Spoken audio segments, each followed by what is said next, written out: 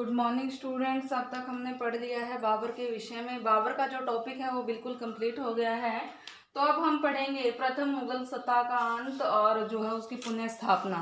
तो उसमें हम हुमायूं के बारे में पढ़ेंगे।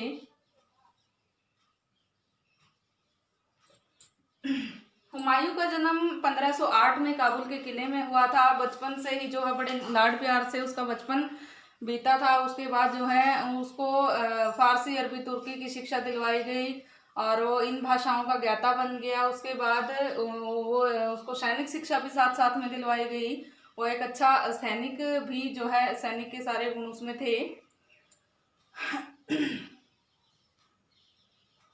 और इस तरह से जो है उसने अपने सैनिक, एक अच्छे सैनिक होने का परिचय पानीपत के प्रथम युद्ध में और खानवा के युद्ध में दिया और अपनी वीरता को साबित किया। उसके बाद जो है उसकी वीरता से प्रसन्न होकर बाबर ने उसको हिसार फिरोजा का, बदख्शां का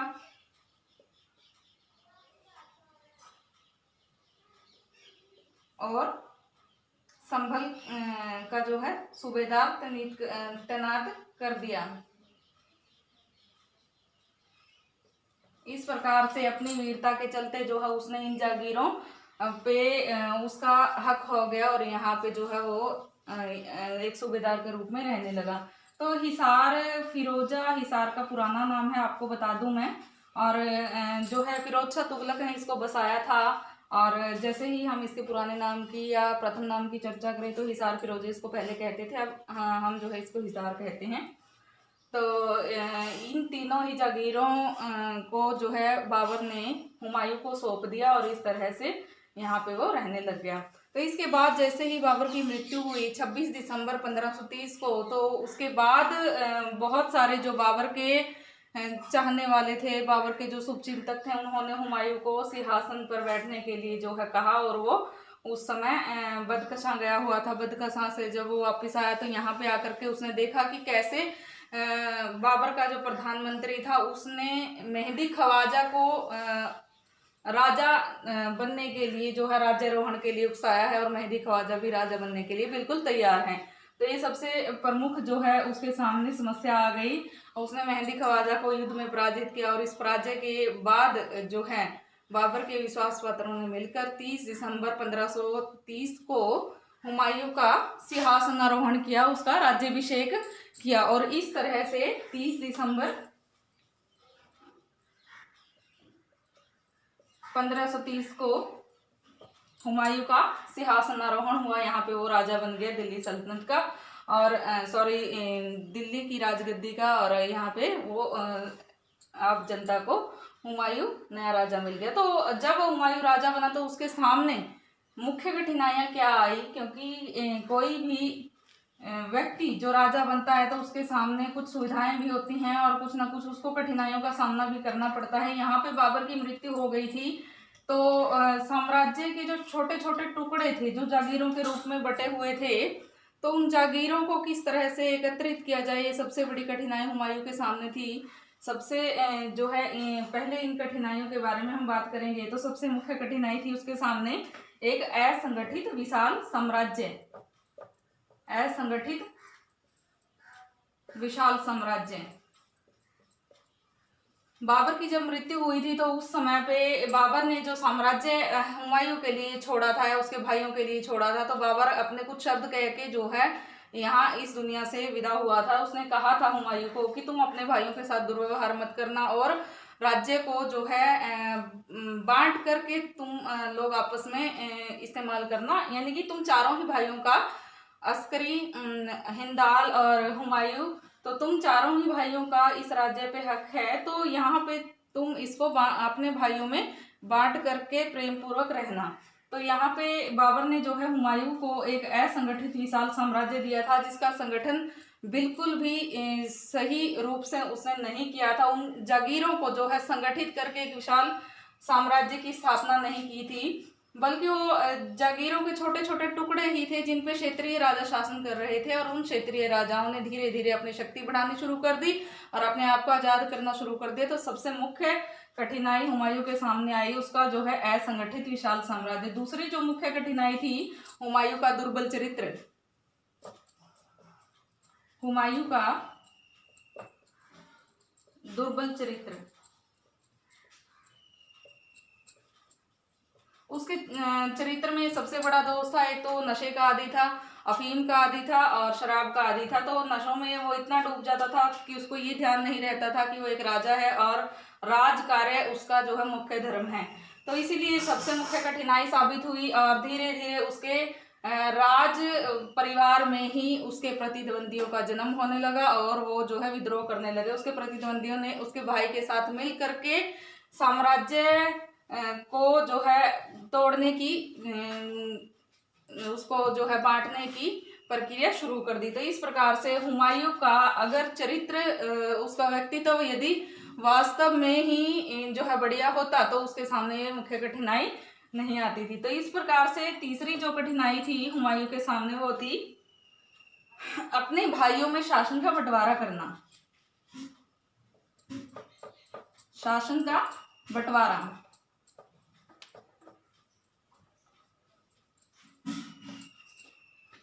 हुमायूं ने जैसे कि अपने पिता के शब्दों के चलते ही जो है अपने शासन को बांट दिया था, अपने शासन का उसने बंटवारा किया था।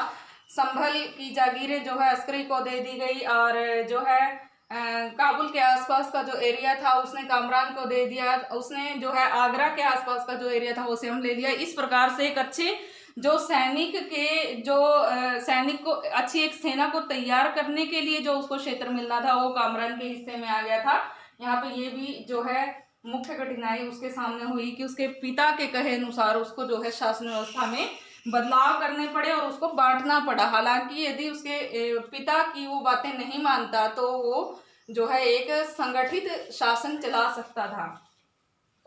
आगे हम नेक्स्ट जो कठिनाई जो हुमायूं के सामने आई उसकी अब हम चर्चा करते हैं। फोर्थ जो मुख्य कठिनाई थी उसके सामने सबसे बड़ी थी रिक्त राजकोष। रिक्त राजकोष, खाली खजाना। तो दिल्ली और आगरा धन धान्य से संपूर्ण थे जब पानीपत का पहला युद्ध हुआ और बाबर ने जो है पानीपत के पहले युद्ध को जीतने की खुशी में अपना पूरा खजाना अपने सैनिकों में लुटा दिया। यहाँ बाबर ने पूरा खजाना जो है खाली कर दिया और शाह कलंदर की उपाधि उसके सैनिकों ने, उसकी जनता ने उसको दी कि कितना जो है ये दयालु है, उदार है, जिसने अपनी जनता में पूरा खजाना जो है बांट दिया। यहाँ पे बाबर के सामने भी समस्याएं आई थी कि पूरा राजकोष रिक्त हो गया था। उसके बाद खानवा का युद्ध जीत करके जो है उसने राणा सांगा और उसके साथियों को हरा करके जो धन प्राप्त किया था, उसके बाद रिक्त राजकोष को थोड़ा सा भरने की कोशिश की। फिर उसने जो है चंदेरी के और घाघरा का युद्ध लड़ा। तो इतने सारे युद्धों में रत रहने के कारण 4 साल के शासनकाल में बाबर ने जो है थोड़ा बहुत जो खजाना भरने की कोशिश की थी वो बिल्कुल रिक्त हो गया और उसने उस खजाने को भरने के लिए ना तो करों को लगाने की कोशिश की, ना ही किसी तरह से अन्य कोई उपाय जो है शासन को सही रूप से चलाने के लिए उसने निजात किए। तो इस प्रकार से हुमायूं के सामने सबसे मुख्य समस्या ये थी कि कैसे वो जो है एक बड़ी सेना का निर्माण करे और कैसे वो उस खाली राजकोष को भरे। सबसे मुख्य समस्या जो है हुमायूं के सामने आई। तो नेक्स्ट जो समस्या थी वो ये थी अपने संबंधियों के विद्रोहों का सामना। संबंधियों के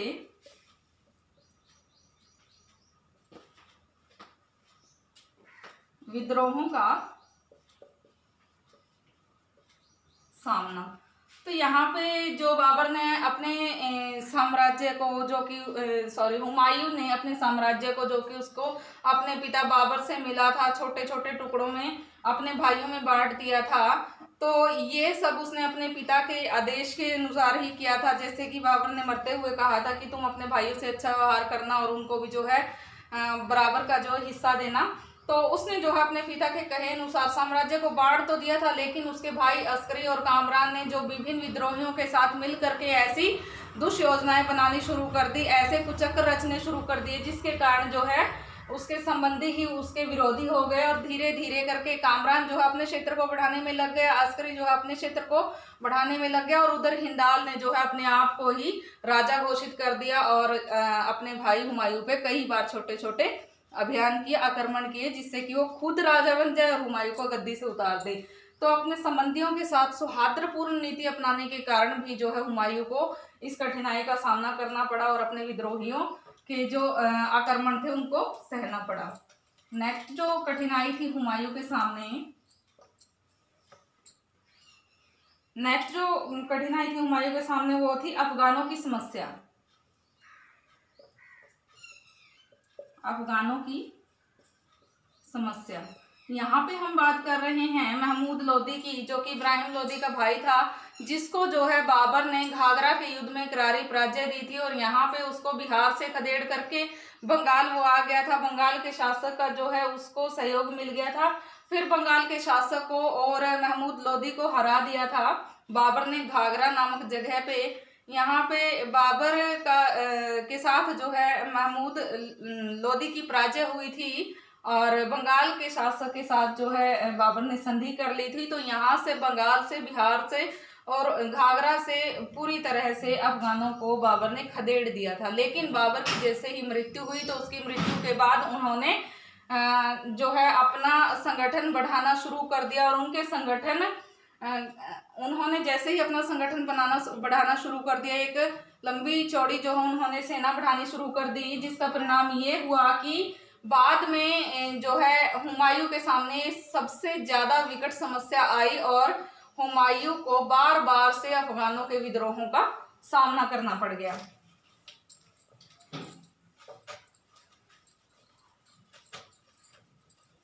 उसके बाद जो नेक्स्ट जो कठिनाई थी बाबर के हुमायूं के सामने वो ये थी सेना में एकरूपता का अभाव। सेना में एकरूपता का अभाव। तो बाबर ने जो असंगठित साम्राज्य हुमायूं के लिए छोड़ा था या जागीरों के रूप में जो साम्राज्य छोड़ा था, ऐसे ही उसने जो है हुमायूं के लिए सेना छोड़ी थी। उसकी सेना में विभिन्न जातियों के, विभिन्न नस्लों के सैनिक थे, जिसमें हम चागताई तुर्की सैनिकों की बात कर सकते हैं। कुछ एक अब हिंदू, जैसे कि राजपूतों के साथ युद्ध करके हिंदू सैनिक भी उसके साथ जुड़ गए थे।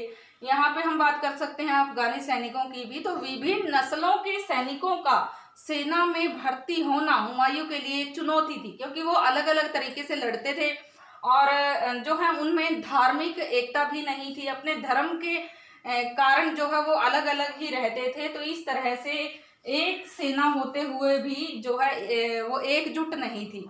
एक सेना में भर्ती हुए सैनिक जो है एकजुट नहीं थे, उनमें एकता का भाव था। तो इस एकता के अभाव के कारण ही आगे जितने भी अभियान हुमायूं ने किए, बहुत सारे अभियानों में असफलता का जो कारण बना वो ये था सेना में एकरूपता का अभाव। नेक्स्ट जो कठिनाई थी हुमायूं के सामने वो ये थी साम्राज्य की जो शासन व्यवस्था थी वो दोषपूर्ण होना, दोषपूर्ण शासन व्यवस्था।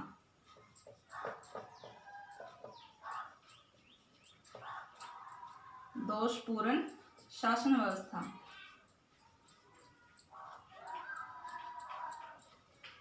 तो शासन व्यवस्था इतनी ज्यादा दोषपूर्ण क्यों थी? शासन व्यवस्था दोषपूर्ण इसीलिए हुई क्योंकि जैसे ही बाबर की मृत्यु हुई तो उस समय बाबर ने राज्य को संगठित करने के लिए कोई कोशिश नहीं की, बल्कि जो शासन था पहले की तरह ही छोटी छोटी जागीरों में बटा रहा। उस पे वही सामंत और जागीरदार लोग छोटी छोटे एरिया के जो है वो मालिक रहे। तो वो उसको कितना जो सहयोग देंगे, ये सबसे मुख्य समस्या जो है हुमायूं को सहन करनी पड़ी।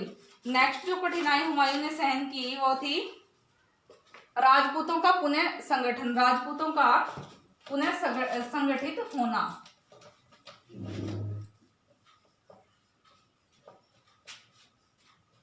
राजपूतों का पुनः संगठन।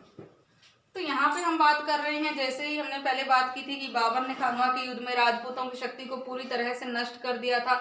उसके बाद चंदेरी के युद्ध में बचे हुए जो मेदिनी राय राजपूत शासक था उसको भी जो है बाबर ने हरा दिया था। लेकिन यहाँ पे कुछ एक जो बचे हुए राजपूत सरदार थे या छोटे मोटे क्षेत्रीय राजपूत राजा थे, उन्होंने धीरे धीरे अपनी शक्ति को बढ़ाना शुरू कर दिया था और उन्होंने पुनः एकजुट होना, संगठित होना शुरू कर दिया था। तो ये सबसे बड़ी चुनौती थी हुमायूं के सामने कि किस तरह से राजपूतों की इस एकता को खंडित करे और उनको हराए और यहाँ से पूरी तरह से जड़ से राजपूतों का शासन जो है वो उखाड़ फेंके। तो राजपूतों की समस्या जो है हुमायूं के सामने बहुत बड़ी जो है कठिनाई साबित हुई। नेक्स्ट जो बात कर रहे हैं हम हुमायूं के चरित्र की, तो वो है हुमायूं की चारित्रिक दुर्बलता, जिसकी हमने बात कर ली है कि वो चरित्र से काफी दुर्बल था। ऐशो आराम में व्यस्त रहने वाला राजा था, उसको कोई होश नहीं रहता था। जब वो नशा कर लेता था, अफीम का आदी था। हालांकि बाबर भी अफीम खाता था लेकिन वो उसका आदी नहीं था। और यहाँ पे हुमायूं इतना ज्यादा आदी था कि वो लड़खड़ा के कहीं भी जो है गिर पड़ता था। तो इस प्रकार से ये हमने बात की कि कौन कौन सी कठिनाइयां हुमायूं ने सहन की जब वो राजा बना। 30 दिसंबर 1530 को जब वो गद्दी पे बैठा, तो इसके सामने जो है ये निम्नलिखित कठिनाइयां जो है हमने देखा कि हुमायूं ने सहन की। तो अब हम बात करते हैं हुमायूं के अभियानों की कि कौन कौन से उसने अभियान किए।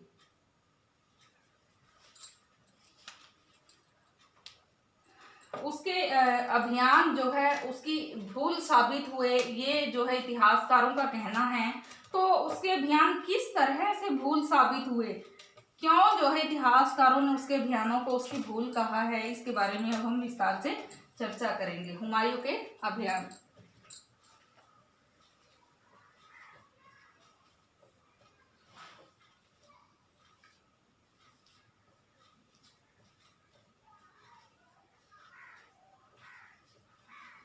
हुमायूं के अभियानों में हम जो है बात करते हैं, जैसे कि हमने पहले बात की थी कि उसने अपने शासन व्यवस्था को अपने भाइयों में बांट दिया था। अपने जो राज था उसको जो है अपने चारों ही भाइयों में उसने बराबर बराबर बांटा था।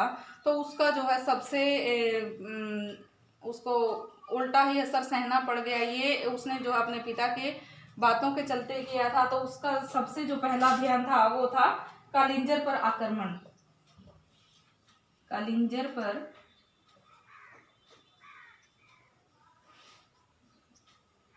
आक्रमण 1531 ईस्वी में। 1531 ईस्वी में जो है उसने राजपूत राजा रुद्र प्रताप देव पर आक्रमण किया और कालिंजर के दुर्ग को घेर लिया। यहाँ पे कालिंजर के दुर्ग को उसने जो है कुछ एक दिन घेरे रखा और इस घेरे में जो है हुमायूं की जीत हुई और उसने जो है कालिंजर के शासक जो है रुद्र प्रताप देव को हरा दिया। यहाँ पे रुद्र प्रताप देव को उसने बदले में कर देने के बदले में वही का राजा रहने दिया और जो है वो वापस लौट आया। तो ये इतिहासकारों ने जो है हुमायूं की सबसे बड़ी भूल की है कि उसने जो है क्यों वो जीता हुआ प्रदेश, जीता हुआ जो दुर्ग था वो क्यों छोड़ा, वहाँ का शासक उसको ही क्यों रहने दिया।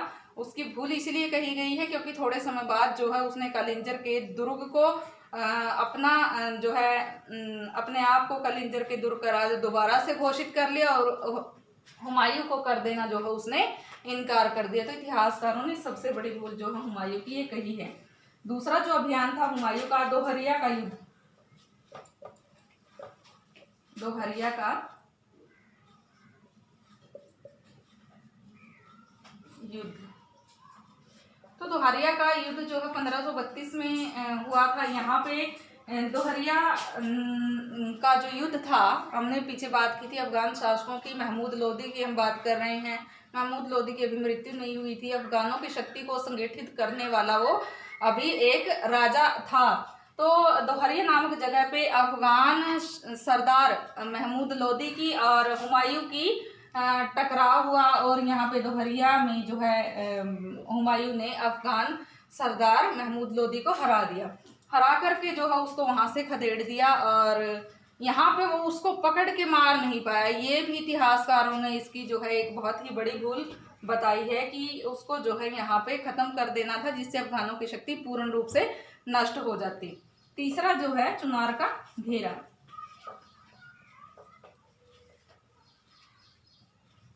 चुनार का घेरा 1532 ईस्वी में। 1532 ईस्वी में चुनार के दुर्ग को जो है हुमायूं ने घेर लिया। यहाँ पे चुनार में जो है बहादुर शाह नाम का शासक जो कि गुजरात का शासक था, उसका कब्जा था। कई दिनों तक जो है वो अंदर ही अंदर जो है चुनार के दुर्ग में छुपा रहा और ऐसे ही जो है मूक सा एक आक्रमण मूक सा एक अभियान चलता रहा। तो इसके चलते जो है एट लास्ट हुमायूं जीत गया और उसने जो है बहादुर शाह को वहाँ का राजा रहने दिया और वहाँ से जो है वो उस अभियान को जीत की खुशी में वो वापिस लाया। ये भी एक उसकी बड़ी भारी भूल जो है कही गई है। उसके बाद है गुजरात का अभियान।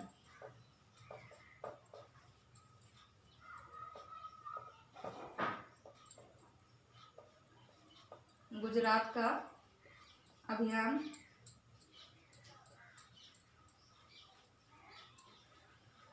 तो यहाँ पे गुजरात के अभियान के बारे में हम चर्चा करेंगे। गुजरात का शासक था बहादुर शाह। तो बहादुर शाह नाम का व्यक्ति गुजरात का शासक था। गुजरात के एरिया के आसपास रानी कर्णवती का शासन था जो एक राजपूत रानी थी। तो बहादुर शाह ने जैसे ही कर्णवती पे आक्रमण किया तो कर्णवती ने जो है राखी भेजकर हुमायूं को जो है अपनी सहायता के लिए बुलवा भेजा। यहाँ पे हुमायूं रानी कर्णवती की सहायता के लिए आया था, लेकिन जो बहादुर शाह गुजरात का शासक था उसने भी जो है हुमायूं को एक पत्र लिख करके पत्र भेजा जिसमें उसने जिहाद के नाम से वो पत्र लिखा था। जिहाद की हमने चर्चा की है। जिहाद शब्द का मतलब है एक धार्मिक युद्ध, धर्म के नाम पे लड़ा गया युद्ध। तो यहाँ पे जो है हुमायूं वहीं पे ठहर गया बीच में ही, ना तो वो रानी कर्णवती के पास गया ना ही वो बहादुर शाह के पास गया। लेकिन थोड़े समय पश्चात जो है उसको अपनी भूल का एहसास हुआ और वो जो है आगे बढ़ गया। गुजरात नामक स्थान पर दोनों के मुठभेड़ हुई। यहाँ पे थोड़े समय तक जो है युद्ध ऐसे ही चलता रहा और उसके बाद जो है बहादुर शाह लगा कि बहादुर शाह इस युद्ध को जीत लेगा, लेकिन बहादुर शाह की अपेक्षा जो है इस युद्ध को हुमायूं ने ही जीत लिया। तो ये गुजरात का अभियान सफल हुआ और 1535-36 में अभियान हुआ था। तो ये अभियान जो हुमायूं ने जीता। लेकिन इस हुमायूं के इस अभियान के बाद भी यहाँ हुमायूं को ये नहीं हुआ कि यहाँ का जो है आधिपत्य वो स्वयं ले ले और उसको जो है वहां से कर की अपेक्षा वहीं का राजा बने रहने की अनुमति ना दे। तो वो उसको जो है कर के बदले में वहां का शासक बना करके वो छोड़ आया। उसके बाद जो कुछ अन्य घेरों की यदि बात करें तो शेर खां से संघर्ष हुआ। यहाँ पे शेर खां जो बाद में शेर शाह सूरी के नाम से फेमस हुआ, उसका प्रथम संघर्ष हुआ। जो है चुनार का जो दूसरा घेरा उसने डाला था। तो यहाँ पे शेर खां का जो बड़ा पुत्र था उसने चुनार का दुर्ग पर अपना कब्जा कर लिया था। तो चुनार के दुर्ग को दोबारा से जीतने के लिए हुमायूं और उसकी सेना बढ़ी और 5000 सैनिकों को लेकर के यहाँ पे हुमायूं के जो कुछ मुख्य विश्वास पात्र जो सेना मंत्री थे वो आगे बढ़े और आगे बढ़ करके जो है उन्होंने चुनार के दुर्ग को जीत लिया। यहाँ पे चुनार का जो दूसरा घेरा था उसमें हुमायूं की जीत हुई और यहाँ से शेर खां के पुत्र को खदेड़ दिया गया। तो शेर खां के दूसरे पुत्र ने बंगाल का जो गोड़ नामक एरिया था वहां से गोड़ नामक एरिया को लूट लिया और वहां से गोड़ का खजाना लूट करके उन्होंने रोहतासगढ़ में शिफ्ट कर दिया। तो इस तरह से गोड़ का खजाना उनके हाथ से निकल गया और जो है उन्होंने चुनार का दूसरा घेरा डाला था उसमें उनको जीत हासिल हुई। तो अब हम बात करते हैं चौसा के युद्ध की। चौसा का जो युद्ध था 1539 में हुआ था। यहाँ पे चौसा का युद्ध जो है शेर खान जिसने जो है शेर शाह की उपाधि चौसा का युद्ध जीतने के बाद जो है धारण कर ली थी और हुमायूं के बीच में हुआ था।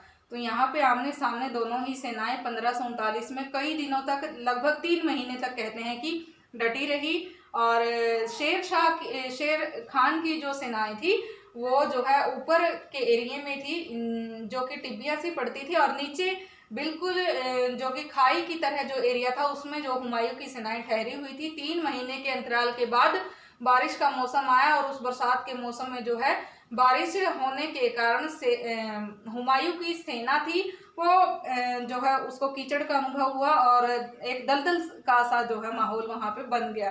तो यहाँ पे हुमायूं की सेना में उस कीचड़ को देख करके दलदल को देख करके भगदड़ मच गई, जिसका लाभ उठाकर शेर खान ने जो है उस पर आक्रमण कर दिया और यहाँ पे हुमायूं को अपनी जान बचा करके भागना पड़ा और उसकी जान एक भिश्ती ने बचाई थी। भिश्ती होता है नाव चलाने वाला, तो उसने बचाई थी और वो उसने उसको अपनी नाव में बिठा करके गंगा नदी पार करवाई थी। तो इस तरह से हुमायूं यहाँ से अपनी जान बचा करके भाग गया था और जिस भिश्ती ने उसकी जान बचाई थी निजाम उसका नाम था। और निजाम नामक भिश्ती को हुमायूं ने अपनी जान बचाने के बदले में एक दिन का राजा होने का जो है आश्वासन दिया कि मैं तुमको एक दिन का राज कार्य जरूर दूंगा, एक दिन का तुम्हें राजा बनाऊंगा। तो इस प्रकार से यहाँ से हुमायूं जान बचा करके भाग गया। जो अंतिम जो अभियान था उसका वो था कन्नौज और बिलग्राम का युद्ध। कन्नौज और बिलग्राम का युद्ध की जब हम चर्चा करें तो ये उसका जो है जीवन का मुख्य अंतिम अभियान कहा जा सकता है, जिसके बाद जो है उसको पूरी तरह यहाँ से भारत से खदेड़ दिया गया था। शेरशाह के और हुमायूं के बीच में युद्ध लड़ा गया था, 1540 में युद्ध लड़ा गया था। और इस युद्ध के बाद जो है यहाँ से पूरी तरह से हुमायूं को खदेड़ दिया गया। 17 जून 1540 को बिलग्राम के या कन्नौज के मैदान में युद्ध लड़ा गया, जिसमें बड़ी आसानी से शेरशाह ने अपनी वीरता का परिचय देते हुए हुमायूं और उसकी सेनाओं को भारत से बाहर खदेड़ दिया। और यहाँ पे भारत का जो है नया राजा जो है 1540 में शेर खान या शेरशाह सूरी जो है स्वयं बन गया। यहाँ पे शूर वंश की स्थापना हुई और जो मुगल सल्तनत थी उसका जो है एक बार थोड़े समय के लिए, थोड़े अंतराल के लिए अंत हो गया। तो यहाँ पे जो 15-16 साल का जो शासन व्यवस्था थी, जो टाइम पीरियड था, वो भारत में सूरवंश ने जो है शासन किया। और वो जो है अपने मित्र के यहाँ पे हुमायूं ने शरण दी और वहाँ पे कुछ समय तक रहा। तो इस तरह से 1556 में जब पानीपत का दूसरा युद्ध हुआ था तो उस समय हुमायूं की एक जो अपना हुमायूं पुस्तकें पढ़ने का शौकीन था, पुस्तकालय की सीढ़ियों से गिर करके मृत्यु हो गई। और एक इतिहासकार हैं लेनपूल, वो लिखते हैं कि हुमायूं पूरी उम्र भर लड़खड़ाता रहा और अंत में लड़खड़ाते लड़खड़ाते ही उसकी लड़खड़ाकर मृत्यु हो गई। उसकी सीढ़ियों के से गिरने से मृत्यु हो गई। उसके बाद जो है बाबर ने बैरम खां के संरक्षण में पानीपत का अकबर ने बैरम खान के संरक्षण में पानीपत का दूसरा युद्ध लड़ा और मुगल सत्ता की पुनः स्थापना की। तो यहाँ पे हुमायूं का जो टॉपिक है बिल्कुल कंप्लीट हो गया है। उसके बाद हम अकबर को पढ़ेंगे। तो अगर आपको इसमें से कुछ भी समझ में ना आया हो, आपका इससे रिलेटेड कोई क्वेश्चन हो, तो आप कमेंट बॉक्स में क्वेश्चन टाइप करके लिख सकते हैं। नेक्स्ट वीडियो में उसका आंसर आपको जरूर दिया जाएगा। Thank you.